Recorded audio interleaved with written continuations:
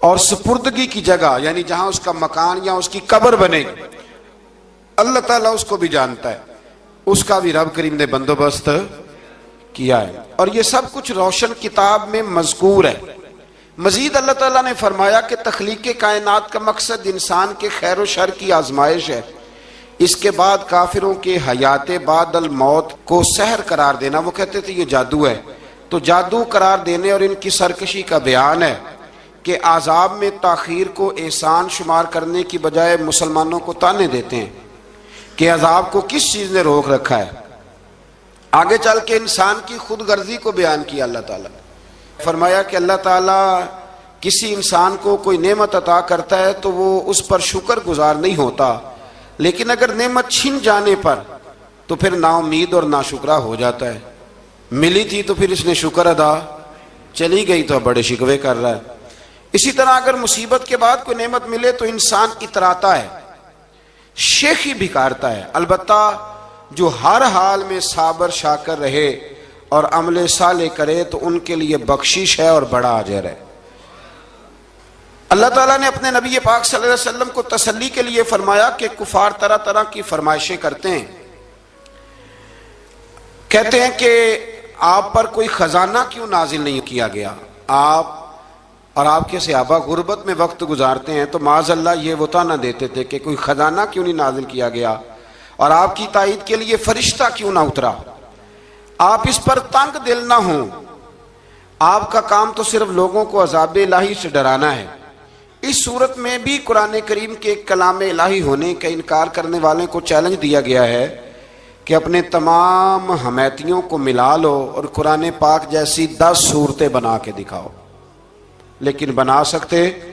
آیت نمبر 15 میں ارشاد فرمایا کہ دنیا اور اس کی زینت کے طلبگاروں کو ان کے اعمال کا اجر اسی دنیا میں مل جائے گا، لیکن آخرت میں پھر ان کا کوئی حصہ نہیں ہوگا، اجر آخرت کے اعتبار سے ان کے اعمال باطل ہو جائیں گے۔ آیت نمبر 17 میں قرآن کی حقانیت کا انکار کرنے والوں کے لیے نار جہنم کی وعید کا ذکر ہے، اور قرآن کے اللہ کی جانب سے حق ہونے اور بغیر کسی شک کے اس پر ایمان لانے کا ذکر ہے۔ اس کے بعد اللہ تعالیٰ پر جھوٹ باندھنے والوں اور اللہ کے رستے سے روکنے والوں کا ذکر کیا گیا کہ قیامت کے دن ان پر گواہ پیش ہوں گے کہ یہ اپنے رب پر جھوٹ باندھتے تھے، اور ان پر اللہ کی لعنت، ان کے لیے دوہرے عذاب اور آخرت میں ان کی یقینی ناکامی کا ذکر ہے۔ یہاں ایک بات آپ سے بھی عرض کروں، ہم بھی کئی دفعہ نا بھولے پان میں کہہ دیتے اللہ نے یہ بھی تو فرمایا نا جی قرآن میں، تو جب تک آپ پڑھ نہیں لیتے یا سن نہیں لیتے تب تک یہ جملہ بولنے کی ضرورت ہے۔ اسی طرح نبی پاک علیہ السلام نے فرمایا جس نے مجھ پر جھوٹ باندھا، جھوٹی حدیث بیان کی، وہ میں نے کہا ہی نہیں تھا پر اس نے جھوٹی حدیث بیان کی، تو حضور فرماتے اس نے حدیث نہیں سنائی بلکہ اپنا جہنم کے اندر مکان بنا لیا ہے۔ تو قرآن و سنت کے معاملے میں جس چیز کا علم نہ ہو، جس کی پوری خبر نہ ہو، آپ اس کے حوالے سے کوئی بات کر سکتے؟ احتیاط کریں، بہت احتیاط کریں۔ آیت نمبر 23 میں بتایا کہ جو ایمان لائے اور جنہوں نے نیک کام کیے اور اپنے رب کے حضور عاجزی کی تو یہ لوگ ہمیشہ جنت میں رہیں گے۔ مزید فرمایا کہ مومن اور کافر کی مثال ایسی ہے جیسے اندھا اور بینا، مومن گویا دیکھنے والا ہے اور کافر گویا اندھا ہے اور بہرا اور سننے کی صلاحیت رکھنے والا۔ آیت نمبر 25 سے 23 تک میں پھر حضرت نوح علیہ السلام اور ان کی قوم کے حالات بیان ہوئے کہ نوح علیہ السلام نے جب اپنی قوم کو توحید کی دعوت دی اور انکار پر عذاب الہی سے ڈرایا تو قوم کے سرداروں نے ان سے کہا، بھلا کیا کہا؟ کہنے لگے آپ تو ہم جیسے بشر ہیں، تو ہماری طرح ہی ہیں آپ، اور آپ کے پیروکار پسماندہ یعنی غریب لوگ ہیں اور کم عقل لوگ ہیں، ہماری رائے میں آپ کو معاذ اللہ ہم پر کوئی فضیلت حاصل نہیں، بلکہ معاذ اللہ ثم معاذ اللہ۔ کہنے لگے آپ تو جھوٹے ہیں، اللہ کے نبی کو کہہ رہے ہیں معاذ اللہ، استغفر اللہ۔ نوح علیہ السلام نے جواب دیا کہ میں اپنے رب کی جانب سے واضح دلیل رکھتا ہوں اور اس نے مجھے رحمت سے نوازا ہے، لیکن تم میرے مقام کو سمجھنے کی صلاحیت نہیں رکھتے، تم اتنی صلاحیت رکھتے نہیں ہو، اور پھر ارشاد فرمایا کہ میں تم سے دعوت حق کے صلے میں کسی اجر کا طلبگار نہیں ہوں، اور نہ ہی میں اہل ایمان کو اپنے پاس سے دھتکارنے والا ہوں، اور میں نے یہ دعویٰ بھی نہیں کیا کہ میرے پاس اللہ کے خزانے ہیں، اور نہ میں از خود غیب جاننے والا ہوں، اور نہ ہی میں یہ کہتا ہوں کہ میں فرشتہ ہوں، نہ میں یہ کہتا ہوں کہ جن لوگوں کو تم اپنی نظروں میں حقیر جانتے ہو اللہ انہیں خیر سے نہیں نوازے گا۔ فرمایا یہ ٹھیک ہے کہ اللہ بشروں میں سے رسول بناتا ہے، پر جسے بناتا ہے پھر اسے بڑی شانیں عطا فرماتا ہے۔ پہلے دن سے انسان کا یہ مسئلہ ہے، پہلے دن سے انسان کا یہ مسئلہ ہے کہ وہ کہتا ہے میں انسان سے ہدایت حاصل کروں، لیکن رب نے بھی قانون بنایا ہے کہ اللہ تبارک و تعالیٰ بندے پر ہی وحی فرماتا ہے، فرشتوں اور جنوں کو اللہ نے اس منصب کے لیے منتخب نہیں فرمایا۔ قوم نوح نے کہا کہ آپ نے ہم سے بہت بحث کی معاذ اللہ، پس جس عذاب سے آپ ہمیں ڈرا رہے ہیں وہ لے آئیے۔ تو نوح علیہ السلام نے کہا کہ اللہ چاہے گا تو تم پر عذاب بھی آ جائے گا۔ آیت نمبر 37 سے 47 میں بتایا کہ اللہ تعالیٰ کی طرف سے نوح علیہ السلام کو حکم ہوا کہ ہماری نگرانی میں اور ہماری وحی کے مطابق آپ کشتی بنائیے، اور ظالموں کے بارے میں ہم سے کوئی بات نہ کریں۔ حضرت نوح کی خواہش تھی کہ یا اللہ انہیں بھی معاف کر دے، فرمایا یہ ظالم ہے تو میرے نبی ان کے بارے میں مجھ سے کوئی بات نہ کریں، وہ ضرور غرق ہو جائیں گے۔ پھر وہ کشتی بنانے لگے، اور جب ان کی قوم کے سردار ان کے پاس سے گزرتے تو ان کا مذاق اڑاتے۔ یہ آپ کیا کر رہے ہیں؟ آج بھی وزیر مشیر بڑے بڑے لوگ اللہ ماشاءاللہ دینداروں کا مذاق اڑاتے نہیں؟ اڑاتے ہیں کہ نہیں اڑاتے مذاق؟ یہ کن کا طریقہ ہے؟ یہ تو قرآن مجید کہہ رہا ہے کہ حضرت نوح کی قوم جو کافر تھی ان کا طریقہ ہے اہل ایمان کا مذاق اڑانا۔ تو وہ مذاق اڑانے لگے۔ نوح علیہ السلام نے کہا کہ وہ وقت آنے والا ہے کہ جب تمہارا مذاق اڑایا جائے گا، اور تمہیں پتہ چل جائے گا کہ رسوا کن عذاب کس پر آئے گا۔ اللہ تعالیٰ نے فرمایا جب ہمارا حکم عذاب آ پہنچا اور تندور ابلنے لگا، تندور سے آگ نکلا کرتی ہے، پانی نہیں نکلا کرتا، اور نوح علیہ السلام کی قوم پر جب عذاب آیا تو پانی تندور سے نکلا، تندور سے اللہ نے پانی نکالا، جہاں سے پانی نکلا نہیں کرتا، تندور ابلنے لگا۔ اللہ اکبر۔ تو اللہ تبارک و تعالیٰ نے فرمایا تو ہم نے نوح علیہ السلام سے کہا کہ آپ خود اور اپنے گھر والوں کے ساتھ اس کشتی میں سوار ہو جائیں، اور اہل ایمان کو بھی سوار کر لیں، اور ہر چیز کے جوڑے یعنی نر اور مادہ کو سوار کر لیں، اور ان کے ساتھ ایمان والے بہت کام تھے۔ حضرت نوح علیہ السلام دعائیں پڑھتے ہوئے سوار ہو گئے۔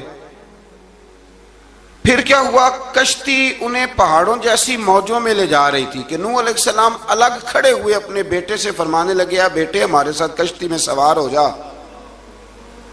اور کافروں کے ساتھ نہ رہو۔ اس نے یعنی نوح علیہ السلام کے بیٹے نے کہا کہ میں آپ کے ساتھ نہیں بیٹھوں گا، ابھی کوئی پہاڑ آئے گا تو میں پہاڑ کی پناہ لے لوں گا۔ اگر کسی نیک آدمی کا بیٹا کبھی غلط نکل آئے تو اس کا مطلب یہ نہیں کہ اس نے تربیت ٹھیک نہیں کی، ہاں یہ اعتراض چھوڑ دیں، اس لیے کہ نوح علیہ السلام کا بیٹا کافر ہو گیا، اور جب سیلاب نظر آیا تو اس سے کہا کہ آجا سوار ہو جا، تو کہنے لگا میں نہیں بیٹھوں گا، میں تو کسی پہاڑ کی پناہ لے لوں گا اور میں اس کے اندر چھپ جاؤں گا اور وہ پہاڑ مجھے پانی سے بچا لے گا۔ نوح علیہ السلام نے کہا آج اللہ کے حکم کے سوا کوئی بچانے والا نہیں ہے سوائے اس کے جس پر اللہ رحم فرمائے۔ پھر ان دونوں کے درمیان موج حائل ہو گئی، ایسے ایک موج اٹھی اور حضرت نوح کا بیٹا ڈوب گیا۔ اور جب حضرت نوح کا بیٹا ڈوبا اللہ کی طرف سے حکم ہوا اے زمین اپنا پانی نگل لے، اے آسمان تھم جا، پانی خوش ہو گیا، اللہ کا فیصلہ نافذ ہو گیا اور کشتی کوہ جودی پر ٹھہر گئی۔ نوح علیہ السلام نے اللہ سے التجا کی کیا میرے پروردگار میرا بیٹا اور میرے اہل سے ہے اور تیرا وعدہ سچا ہے کہ تم میرے اہل کو بچا لے گا۔ اللہ نے فرمایا نوح وہ آپ کے اہل میں سے ہے ہی نہیں، وہ آپ کے اہل میں سے ہے ہی نہیں۔ اہل میں سے وہ ہوگا جو آپ کے طریقے پہ چلے گا، جو طریقے پہ نہ چلے وہ نسل میں سے ہے ہی نہیں، وہ ختم ہو گئی بات۔ اللہ اکبر۔ اس کے اعمال ٹھیک نہیں، جس بات کی حقیقت کا آپ کو معلوم نہ ہو اس کے بارے میں سوال نہ کریں۔ تو نوح علیہ السلام نے اللہ تعالیٰ سے اپنی اس اجتہادی خطا پر مغفرت اور رحم کی دعا کی۔ پھر طوفان نوح تھم جانے کے بعد وہ سلامتی کے ساتھ اتر گئے۔ اجتہادی خطا میں نے ایک لفظ بولا ہے، یہ اجتہادی خطا کا مطلب یہ ہے کہ بعض اوقات انبیاء سے ایسی باتیں سرزد ہو جاتی ہیں کہ جو تعلیم امت کے لیے ضروری ہوتی ہیں، تاکہ لوگوں کو پتہ چل جائے کہ اللہ کی بارگاہ میں توبہ کیسے کرنی۔ اگر وہ لوگ توبہ نہ کرتے تو ہمیں توبہ کے طریقے سمجھ میں، یعنی ان سے اجتہادی خطا ہو گئی، کہنے میں کرنے میں کوئی ایسی بات ہو گئی جو بظاہر اللہ تعالیٰ کی رضا والی، تو فوراً معافی مانگ لیتے تھے۔ لیکن اب امتی اٹھ کے کہے کہ نبی گناہ گار ہے معاذ اللہ۔ حضرت آدم نے دعا مانگی تھی نا، ربنا ظلمنا انفسنا، اے اللہ ہم نے اپنی جانوں پر ظلم کیا، انہوں نے کہا تھا۔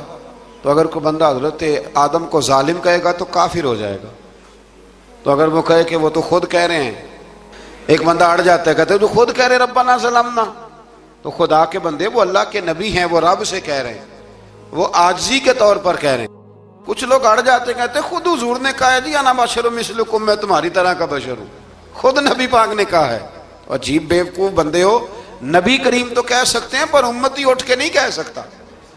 اس نے تو کہنا ہے وہ حبیب اللہ ہے، اس نے تو کہنا ہے وہ قیامت میں شفاعت کرنے والے ہیں، امتی نے تو کہنا ہے وہ سارے نبیوں کے سردار ہیں، وہ امام الانبیاء ہیں۔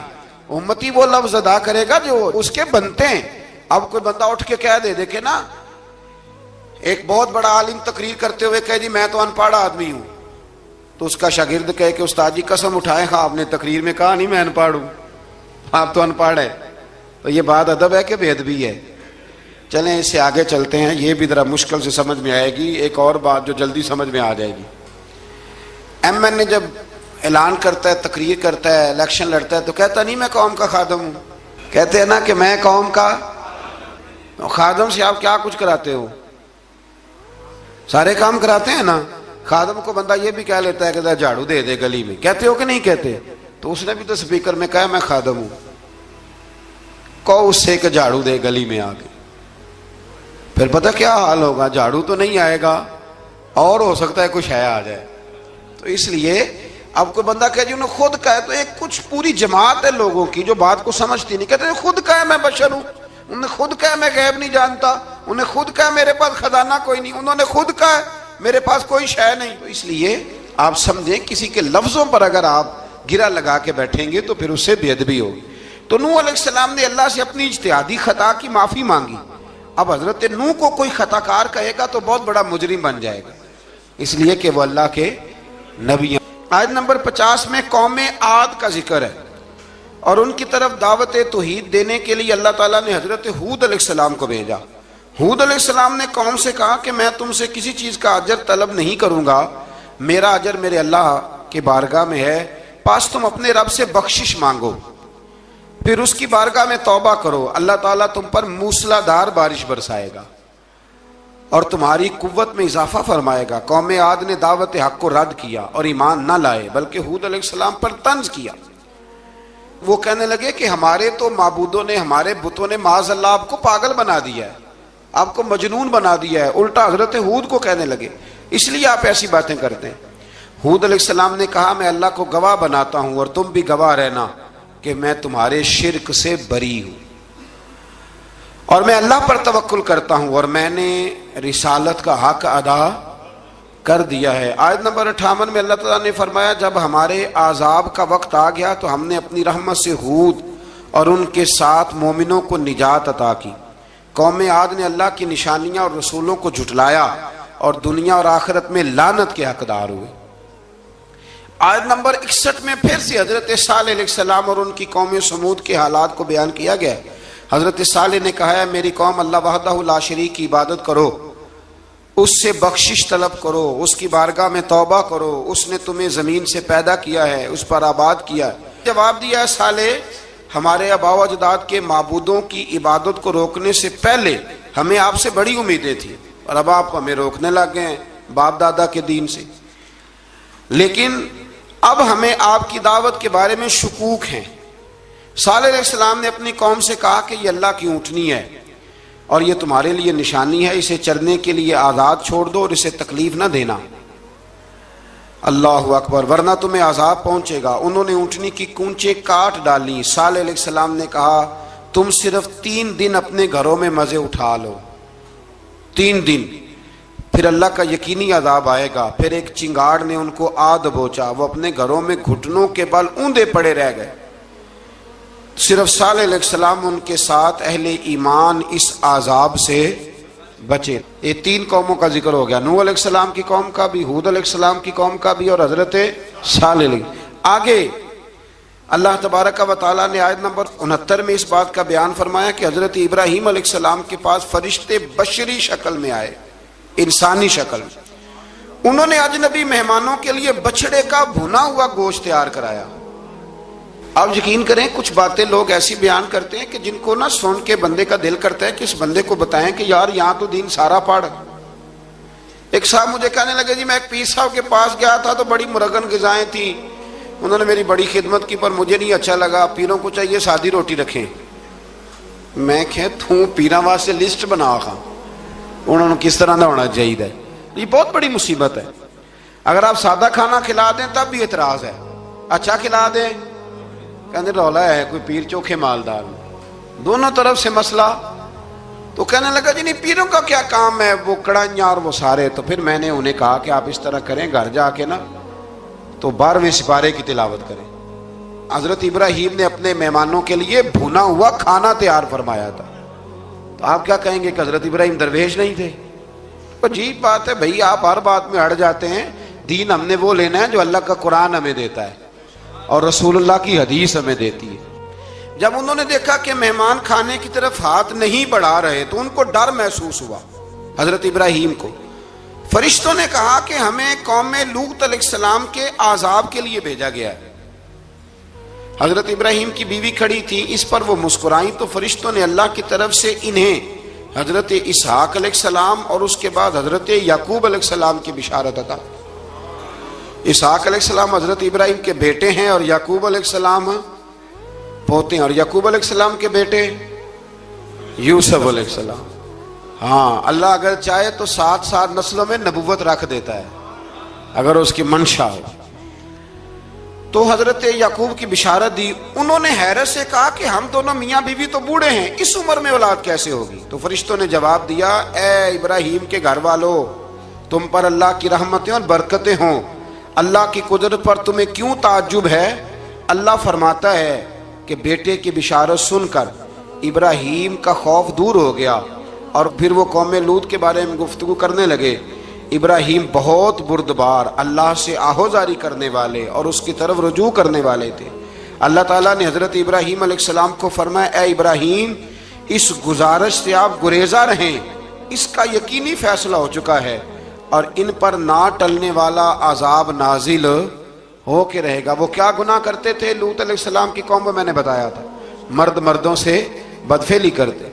तो हज़रत इब्राहीम ने भी अर्ज की, बार बार गुजारिश की, बहस की कि अल्लाह मेहरबानी फरमा उनका अजाब। आप देखें नबियों के हौसले कितने बड़े हैं। कौमें तंग करती हैं और तरह तरह की बातें करती हैं और पैगंबर फिर भी कहते हैं या अल्लाह मेहरबानी फरमा, ऐ अल्लाह इनसे अजाब। आयत नंबर 77 में हजरत लूत अलैहिस्सलाम की कौम की बदआमालियों और लूत अलैहिस्सलाम के अपनी कौम को बदआमालियों के बायस फरिश्तों की आमद, कौम के बदआमाल लोगों के दौड़ कर आने और हजरत लूत को उनके समझाने और उनके इनकार पर मुज़तरिब होने का जिक्र है, जिस पर फरिश्तों ने हजरत लूत को तसल्ली दी कि आप फिक्र न करें, हम आपके रब के फरिश्ते हैं, ये आप और हम तक नहीं पहुंच सकेंगे।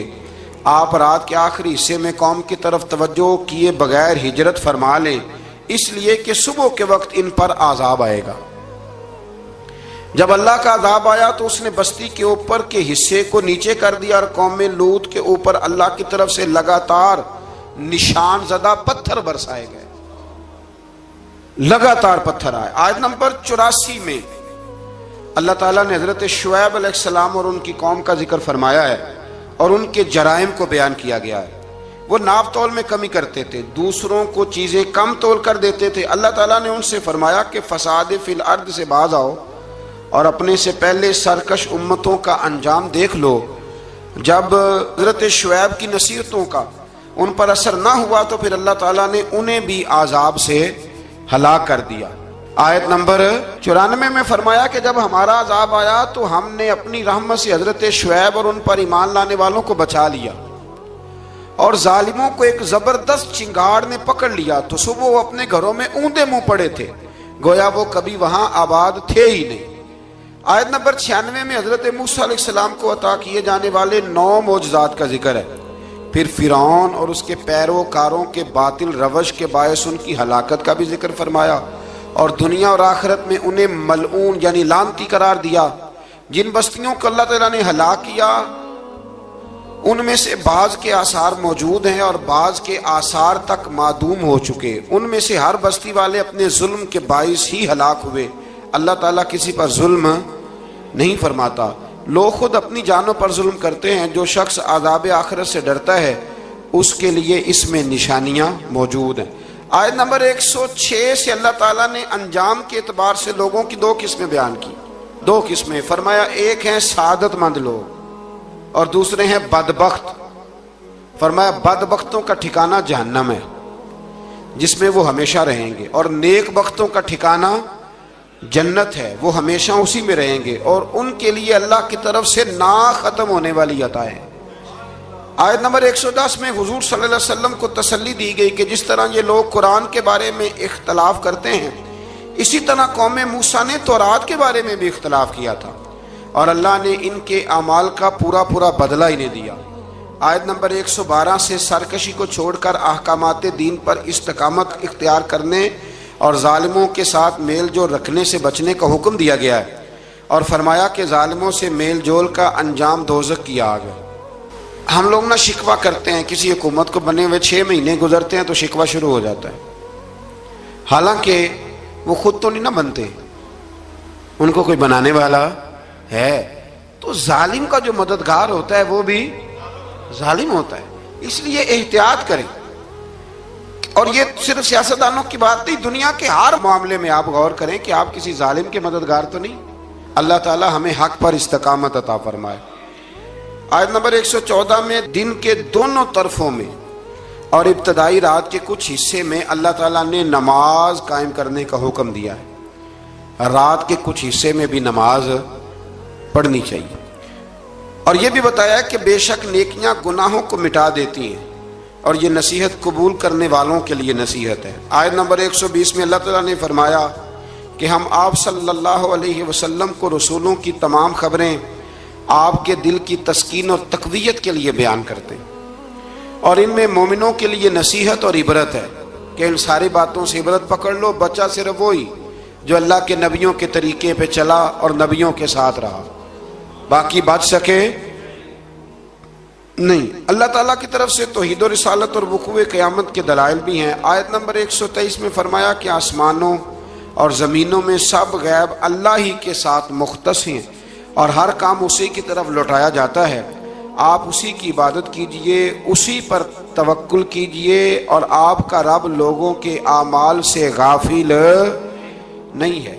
اسی بارے میں نا آگے سورۃ یوسف شروع ہو رہی ہے، اس کو اللہ تعالیٰ نے کہا ہے کہ یہ بڑا پیارا قصہ ہے، احسن القصص کا، قصوں میں سونا قصہ۔ تو یہ کچھ 12ویں پارے میں اور کچھ 13ویں پارے میں ہے۔ میں نے یہ ارادہ کیا ہے کہ یہ ایک ہی دن پوری بیان کی جائے۔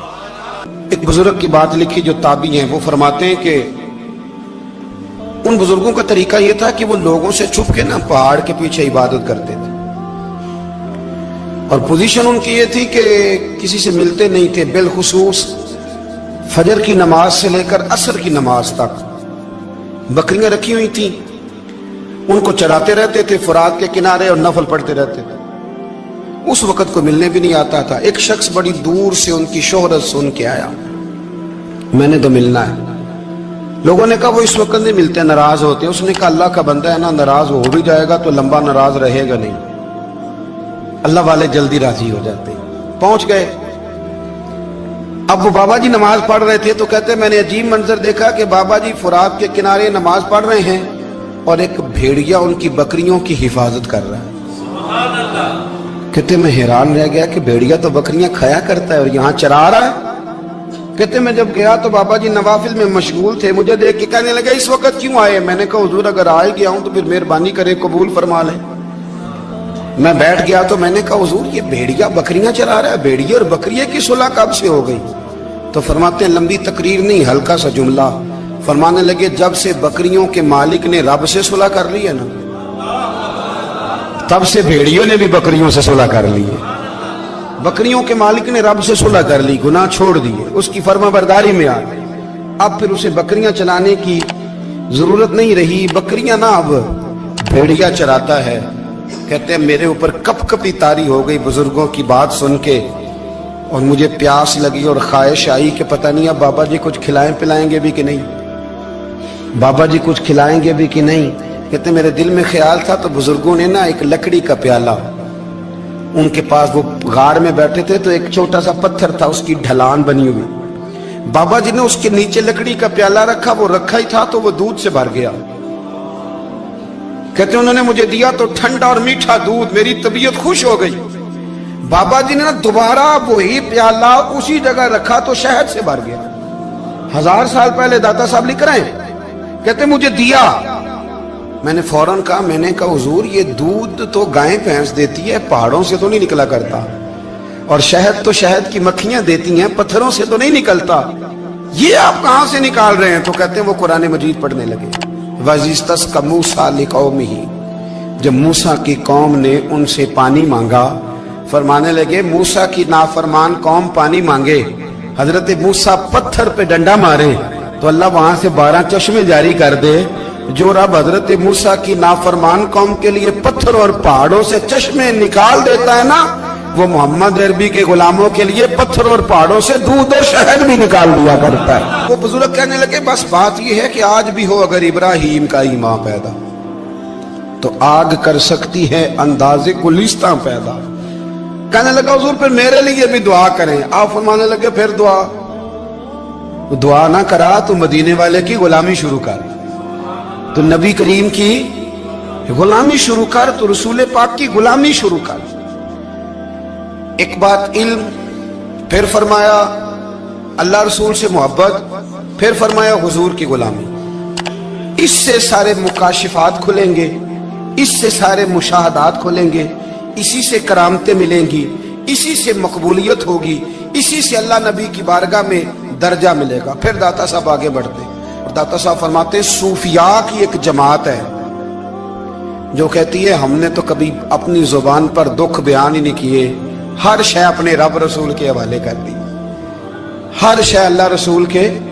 اور داتا صاحب کہتے ہیں کچھ ایسے بھی ہیں جو دعا بھی نہیں مانگتے، لوگوں کے لیے مانگتے ہیں، اپنے لیے نہیں مانگتے۔ آپ دعا کیوں نہیں مانگتے؟ تو کہتے ہیں اللہ کو تو پتہ ہی ہے ہمیں کیا چاہیے، اسے تو پتہ ہی ہے۔ ایک بزرگ کی بات لکھی ہے داتا صاحب نے، میری جماعت میں نا مزاج ہے کرامتوں کا، مجھے وہ ساری باتیں بھی آتی ہیں کہ ایک بندہ کراچی سے آیا، داتا صاحب حاضری دی تو اس کی لاٹری نکل آئی، یہ بھی مجھے آتی ہے، لکھی پڑھی ہے میں نے، کتابوں میں ہے یہ بھی۔ ایک بندہ، یہ ساری باتیں نا آتی ہیں کرامتوں میں، بڑی ساری چیزیں لوگ بیان کرتے ہیں کہ میں وہاں آیا اور میں نے حاضری دی تو موج لگ گئی، یہ ساری باتیں آتی ہیں۔ ہمارے پرانے بزرگ اور بھی قصے سنایا کرتے تھے، ساری ہمیں چیزوں کا پتہ، پر جو عنوان ہے نا وہ حضرت شیخ ابو النور کہتے ہیں کہ ایک بندہ داتا صاحب کے مزار پہ گھوم رہا تھا، داتا 10 روپے دے، 10 روپے دے، 10 روپے دے، تو ایک بندہ بڑی دیر سے اسے دیکھ رہا تھا، وہ کہنے لگا داتا نے تجھے کیا دینا ہے، ادھر آ میں دوں۔ اس نے 10 دیے، بندہ بڑا حسین تھا، ہنس پڑا، کہنے لگا داتا تیرے بھی صدقے جاؤں، دلانے لگا تو منکر سے ہی دلوا دیے، جو نہیں مانتا اسی سے دلوا دیے۔ وہ بڑا پریشان ہوا، میں اور چکر میں تھا، اس نے میرے اوپر ہی جڑ دی ہے بات، کہنے لگا داتا تیرے صدقے جاؤں۔ تو یہ ساری باتیں کتابوں میں موجود ہیں، لوگوں نے اپنے اپنے مشاہدات جو جس کے ساتھ پیش آیا اس نے بیان کیے ہیں، بہت ساری باتیں قابل بیان ہیں، پر جو عنوان ہے میں اس پہ رہنا چاہتا ہوں۔ داتا صاحب رحمت اللہ علیہ فرماتے ہیں ہماری تعلیمات ہیں کہ اپنے دکھ درد دنیا داروں سے بیان نہیں کرنے، سوال کا دروازہ لوگوں کے سامنے کھولنا، اللہ والوں سے کہیں گے کبھی کہنا ہوگا تو دنیا داروں سے کہنا۔ کہتے ہیں ایک شیخ احمد نام کے بزرگ تھے، ساری زندگی کسی کو کام نہیں بتایا، ساری زندگی بڑی مشکلات آئیں، پر کبھی اپنی ذات پر سوال کا دروازہ نہیں کھولا۔ ایک ایسی مشکل آئی کہ جو حل ہی نہیں ہوتی تھی، کسی نے ان پر کوئی الزام لگا دیا۔ ابو مسلم نام کا ایک بادشاہ تھا، اس کی حکومت تھی، اس نے پکڑ کے قید میں ڈال دیا۔ اب قید میں ہیں، जुर्म लग गया है, फर्द जुर्म आयद हो गई है, जेल में है। लोग कहने लगे हजरत जी अपनी सफाई में कुछ कहें, और मानने लगे सारी जिंदगी बंदों से कुछ नहीं कहा। अल्लाह रसूल को पता है मैं बेगुनाह हूं, मुझे कहने की जरूरत नहीं। दाता गानी बख्श अली हजवेरी ने लिखा है, दाता साहब कहते हैं तू यकीन कामिल तो पैदा कर, तू ईमान तो पुख्ता कर। दाता साहब कहते हैं वो अबू मुस्लिम जो बादशाह था वो नेक आदमी था, उसे रात को ख्वाब में नबी करीम की जियारत नसीब हुई और हुजूर सैयद आलम सल्लल्लाहु अलैहि वसल्लम फरमाने लगे तूने अल्लाह का एक नेक बंदा जेल में डाल दिया, डर नहीं आता, वो तो बेगुनाह है। बादशाह आधी रात को खुद उठा। दादा साहब फरमाते हैं किसी गार्ड को नहीं भेजा, पुलिस वाले को नहीं भेजा, जेलर से नहीं, खुद गया, जाके जेल का दरवाजा खोला, दरवाजा खोल के उस दरवेश को आजाद किया। कहने लगा बाबा जाओ, मुझे पता चल गया बेगुनाह है। बाबा जी सलाम करके जाने लगे तो बादशाह फिर आगे आया, हाथ बांधे, हाथ चूमे, कहने लगा हुजूर आप बड़े नेक हैं, मेरे लिए कोई हुक्म हो तो बताइएगा, मेरे लायक को खिदमत हो तो बताइएगा। तो शेख अहमद फरमाने लगे तुझे अभी भी समझ नहीं आई, तुझे अभी भी नहीं समझ आई। कहने लगा हुजूर क्या? फरमाने लगे जो तहज्जुद के वक्त तुझे उठा के मुझे रिहा करने भेज सकते हैं वो मेरी कोई जरूरत बाकी रहने देंगे? मुझे कोई जरूरत पड़ेगी किसी और को कहने की? जो तहज्जुद के वक्त तुझे उठा के भेजते हैं कि जा खोल जाके दरवाजा, वो जरूरत रखेंगे मेरी? जरूरत मुझे रहेगी कि मैं तुझे और कोई काम, अभी में तुझे समझ नहीं आई? तो दाता अली अजमेरी रहमतुल्लाह अलैह फरमाते हैं असल में हमारी तबीयत है, हमने बंदों से दिल लगा लिया है। दिल अल्लाह रसूल से लगाओ, किसी बंदे से लगाना तो उससे लगाओ जो अल्लाह वाला हो।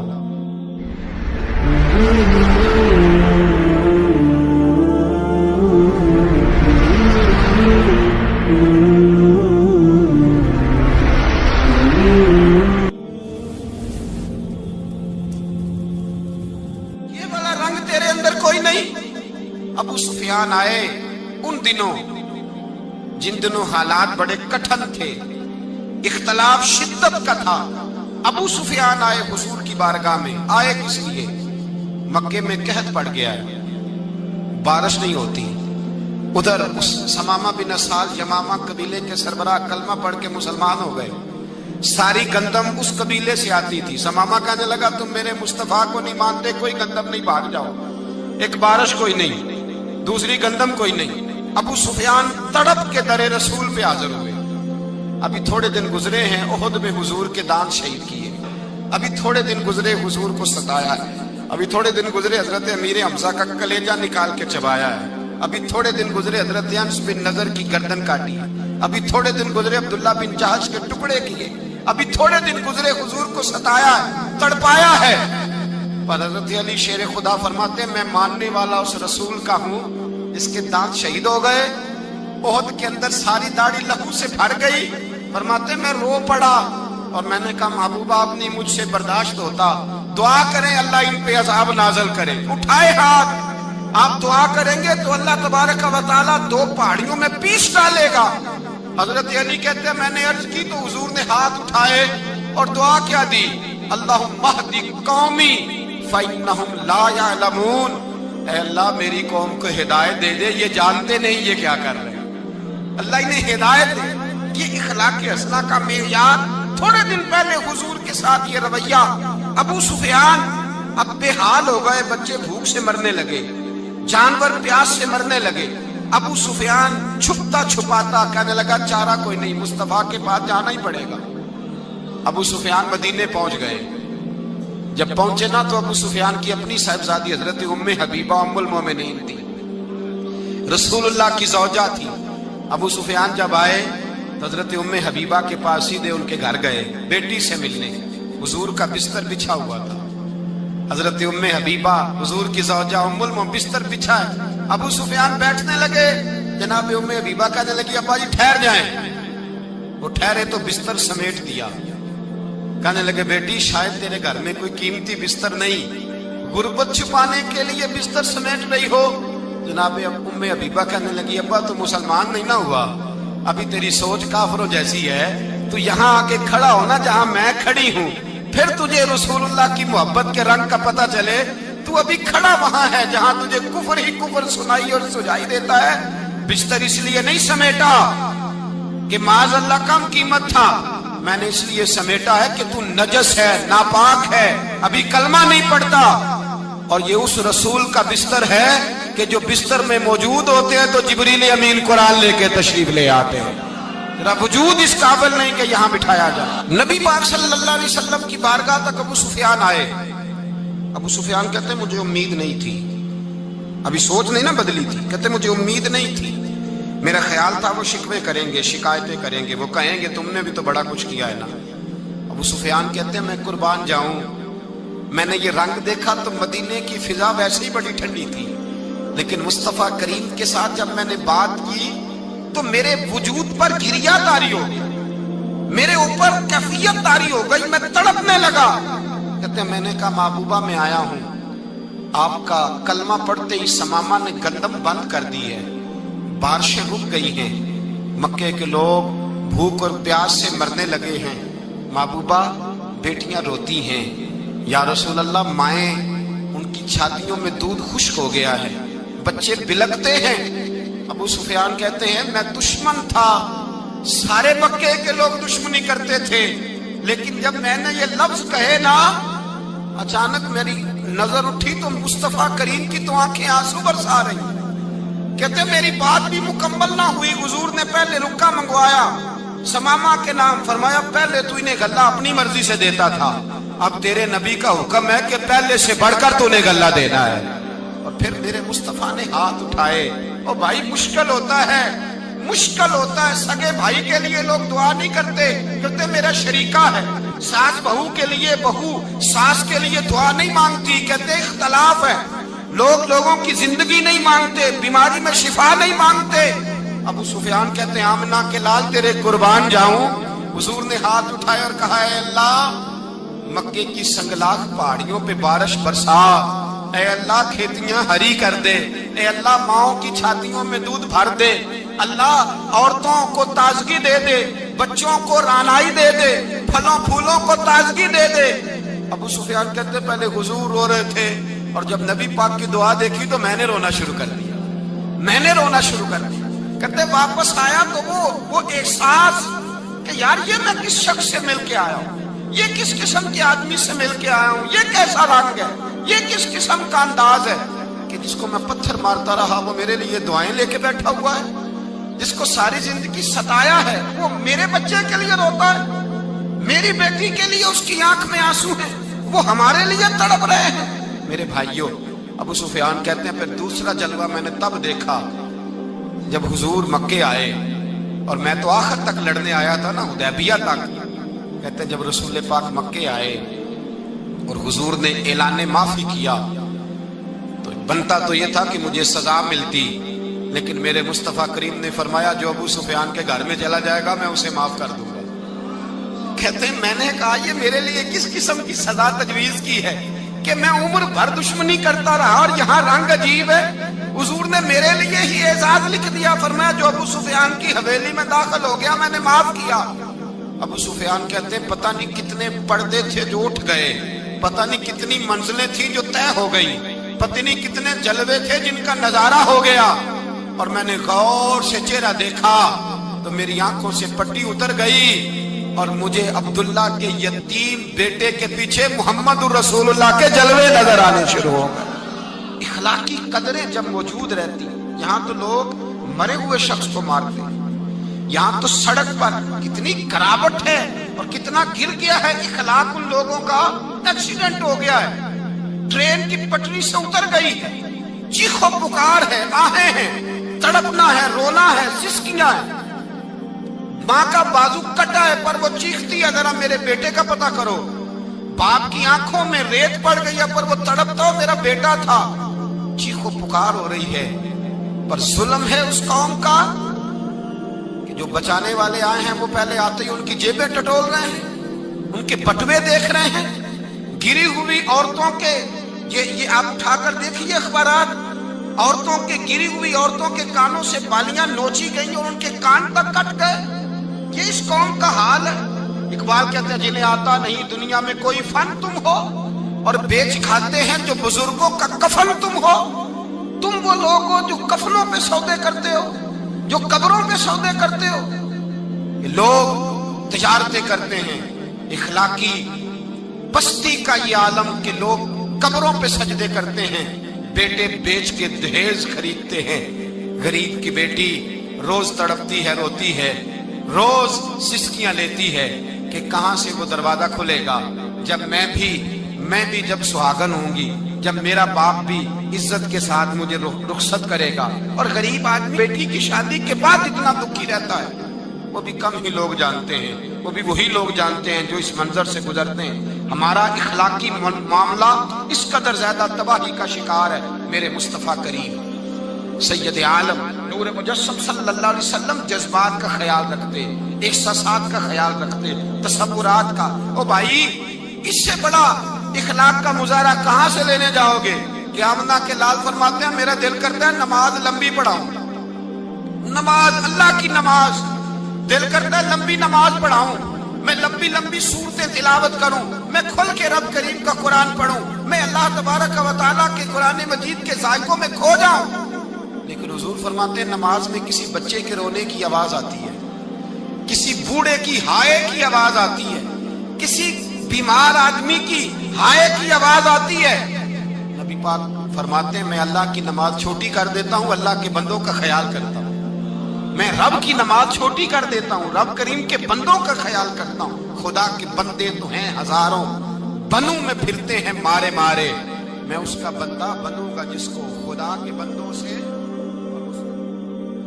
میرے حبیب کریم سید عالم صلی اللہ علیہ وسلم نے فرمایا اللہ کریم نے بندے کو، مخلوق کو پیدا کرنے سے پہلے جو تحریر سب سے پہلے لکھی تھی نا، اللہ نے اپنے پاس جو جملے سب سے پہلے لکھے تھے بندے بنانے سے بھی پہلے، وہ فکر یہ تھے کہ ان رحمتی سبقت اعلی غضبی. رب کریم نے لکھا تھا بے شک میری رحمت زیادہ ہے، میرا غضب زیادہ نہیں ہے. اس نے لکھا تھا کہ میری رحمت ہمیشہ میرے غضب پر غالب رہے گی.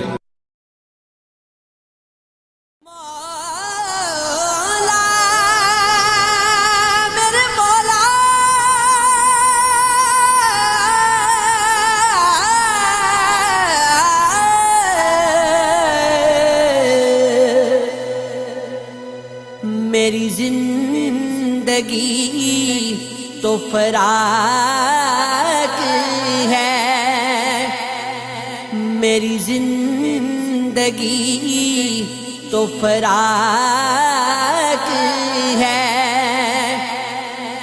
وہ ازل سے دل میں مکی سہی، وہ نگاہ شوق سے دور ہے، رگ جان سے لا